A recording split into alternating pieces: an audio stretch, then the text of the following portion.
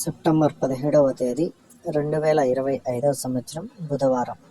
ఈ వీడియోలో Anantapuram tomato stock అలాగే ధరలు ఎలా ఉన్నాయో తెలుసుకుందాం.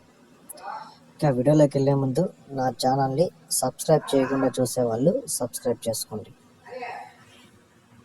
ముందుగా అనంతపురం టమోటా స్టాక్ చూసుకుంటే ఈరోజు కొద్దిగా పెరిగింది. ఈరోజు టోటల్గా స్టాకు 1,35,000 క్రేట్లు అయితే రావడం జరిగింది. 1,35,000 బాక్సెస్ అనంతపురం టమోటా స్టాక్.